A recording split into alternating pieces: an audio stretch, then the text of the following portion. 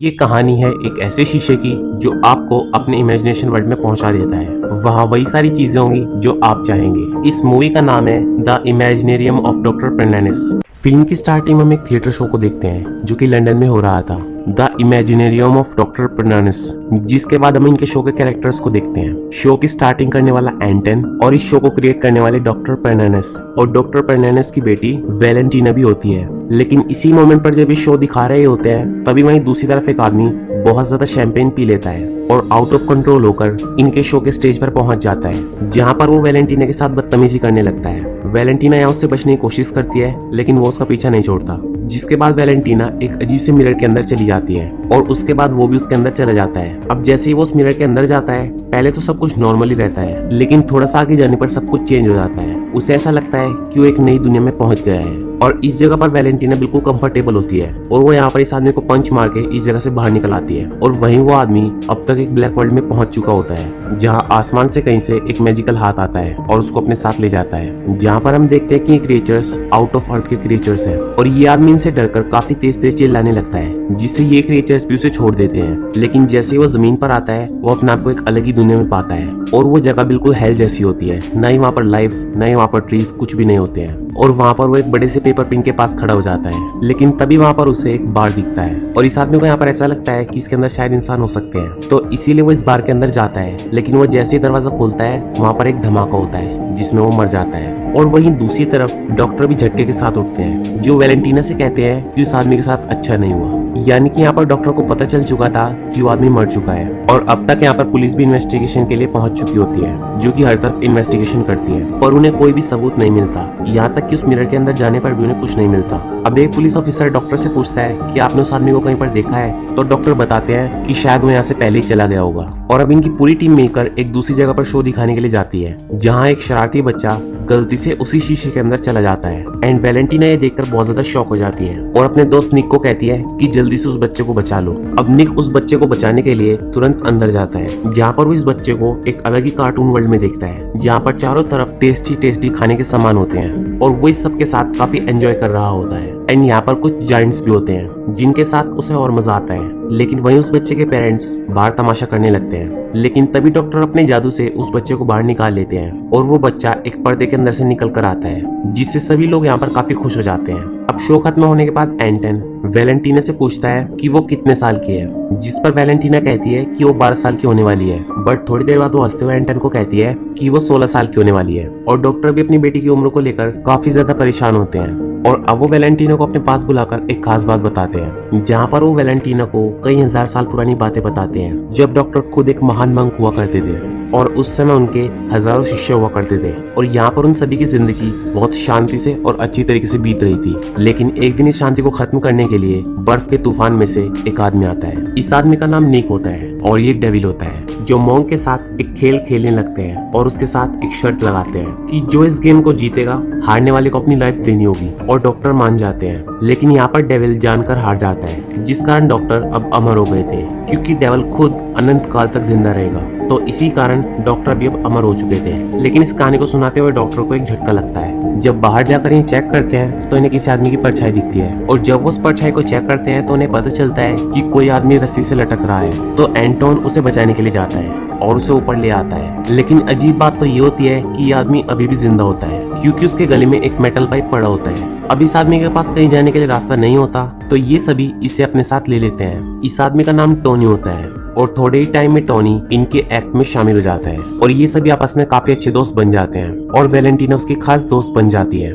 जिससे एंटोन को बिल्कुल भी अच्छा नहीं लगता। और वहीं आज के शो से पहले डॉक्टर काफी सारी ड्रिंक्स कर लेते हैं, जिससे शो के टाइम उन्हें चक्कर आ जाते हैं और वो बेहोश हो जाते हैं। और जब वो अंदर आराम कर रहे होते हैं तो डेविल उनके पास आता है और वो डॉक्टर से कहता है कि बस कुछ ही टाइम रह गया है, वैलेंटीना अब 16 साल की होने वाली है और तब मैं उसे अपने पास ले जाऊंगा। और डेविल यहाँ पर डॉक्टर से ऐसा इसीलिए कहता है क्योंकि डॉक्टर ने डेविल से एक डील की होती है, लेकिन यहाँ पर डॉक्टर डेविल को अपनी बेटी को देने से मना करते हैं और यहाँ पर डॉक्टर और डेविल एक दूसरी शर्त से ही फैसला करते हैं कि जो सबसे पहले 5 साउल्स को इकट्ठा करेगा वो जीत जाएगा और वैलेंटीना उसी की होगी। और अब सिर्फ 2 ही दिन बचे होते हैं वैलेंटीना के जन्मदिन में, जब वो 16 साल की हो जाएगी। और इसका मतलब ये है कि उन्हें जो भी करना होगा सिर्फ 2 दिन में ही करना होगा। उन्हें कुछ भी करके डेविल से पहले 5 सोल्स को इकट्ठा करना होगा। और सोल ये सिर्फ एक ही तरीके से इकट्ठा कर सकते हैं, जब कोई इस शीशे के अंदर चला जाए और वहीं पर फंस जाए तो उसकी साउल इसी शीशे में कैद हो जाती है। लेकिन ये मिरर सिर्फ तभी वर्क करता है जब डॉक्टर एक खास तरह के मेडिटेशन में चले जाते हैं। और जो भी इंसान इस वर्ल्ड में जाता है वो अपनी ही दुनिया में चला जाता है। उसे जिस तरीके की दुनिया पसंद होती है वो दुनिया उसी तरह से बन जाती है। लेकिन यहाँ पर एक नियम ये भी होता है, उस शीशे के अंदर जाने वाली सोल दोनों ही लोग रख सकते हैं, या तो डॉक्टर या फिर डेविल।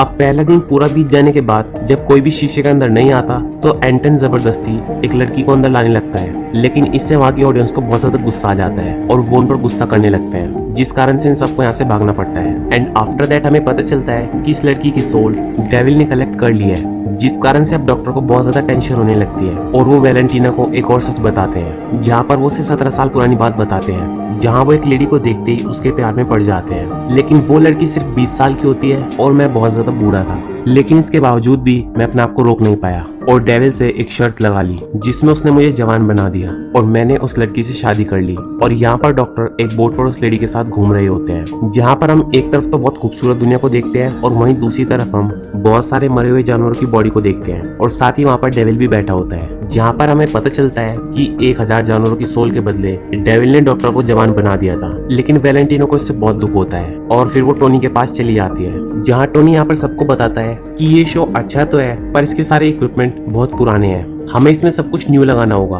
तभी लोगों को अच्छा लगेगा। और अब इनका थिएटर जल्दी ही ट्रांसफॉर्म हो जाता है। और अब शो के दौरान टोनी कुछ लेडीज को इसी शीशे के बारे में बताते हैं कि जो भी इसके अंदर जाएगा वो खूबसूरत होकर बाहर आएगा, जिससे कई सारी लेडीज इसके अंदर जाने के लिए मान जाती हैं। और पास ही में डेविल इनके शो को देख रहा होता है, जहाँ डॉक्टर से बताते हैं कि उन्होंने 4 सोल्स को इकट्ठा कर लिया है। पर इसी मोमेंट पर यहाँ पर कुछ गैंगस्टर आ जाते हैं, जिन्हें देखकर टोनी छुपने लगता है। दरअसल ये वही लोग होते हैं जिन्होंने टोनी को फांसी लगाई थी। और अब टोनी इनसे बचने के लिए इस मिरर के अंदर चला जाता है और ये चारों भी उसका पीछा करते हुए इस मिरर के अंदर आ जाते हैं। लेकिन तभी वहाँ पर एंटन भी पहुंच जाता है, जो कि एक लेडी के रूप में होता है, जो इन गैंगस्टर से कहता है कि टोनी को छोड़ दो। जिसके जवाब में गैंगस्टर्स कहते हैं कि टोनी ने हमारा बहुत नुकसान कराया है और ये हमारे पैसे भी लेकर भाग गया था। और अब एंटन और इन गैंगस्टर्स की लड़ाई हो जाती है। पर तभी डॉक्टर का एक जायंट हेड जमीन से बाहर निकलता है और उनके आगे अपनी जीभ फैला देता है और कहता है कि मेरे अंदर आ जाओ। लेकिन ये सभी दूसरी तरफ खड़ी एक लेडी के पास चले जाते हैं और उसके अंदर चले जाते हैं, जो कि डेविल होता है। और इसी के साथ ये शर्त डेविल जीत चुका होता है, क्योंकि उसके पास 5 सोल्स इकट्ठी हो चुकी होती है। अब एंटन और टोनी इस जगह से बाहर आते हैं, जहाँ बाहर आते ही एंटन वैलेंटीना को सारी सच्चाई बता देता है कि टोनी एक चोर है और वो कुछ लोगों के पैसे भी लेकर भाग गया था। और तभी इनके गेट पर डेविल आ जाता है, जो कि उसी लेडी के साथ होता है जिसे एंटन शीशे के अंदर जबरदस्ती ले गया था। वैलेंटीना भी यहाँ पर बाहर आती है और उस लेडी को और निक को जाते हुए देखती है और अपने पिता से सारी सच्चाई बताने के लिए कहती है कि आखिर सच क्या है। अब डॉक्टर बताते हैं कि डेविल की शर्त के अनुसार मेरा वंशज जब 16 साल का हो जाएगा तो डेविल उसे लेकर चला जाएगा, क्योंकि वैलेंटीना यहाँ पर उसी लेडी की लड़की होती है जिसके लिए डॉक्टर जवान बने थे। ये सब सुनकर वैलेंटीना को बहुत गुस्सा आता है और वो अपने पिता से कहती है कि आपने ऐसी शर्त क्यों लगाई, और वहाँ से चली जाती है। लेकिन टोनी यहाँ पर आकर कहता है कि जल्दी से ध्यान लगाइए, मुझे फिर से मिरर वर्ल्ड में जाना है। अंदर जाने के बाद वो देखता है कि वो अभी यहीं पर ही है, यानी कि डॉक्टर ने अपना ध्यान ढंग से नहीं लगाया है। इसीलिए वो डॉक्टर के पास आकर कहता है कि ढंग से ध्यान लगाइए। और अब यहाँ पर वैलेंटीना भी आ जाती है, जिसके बाद वैलेंटीना और टोनी शीशे के अंदर चले जाते हैं, जहाँ दोनों एक साथ काफी अच्छा टाइम स्पेंड करते हैं। और टोनी यहाँ पर अपनी दुनिया में एक कामयाब आदमी होता है एंड वैलेंटीना यहाँ पर उसकी वाइफ होती है। पर बाहर से एंटन वैलेंटीना को बुलाने लगता है, जिसके बाद वो यहाँ पर भी आ जाता है और वैलेंटीना को यहाँ से बाहर चलने के लिए कहता है। वो उसे एक न्यूज़पेपर भी दिखाता है,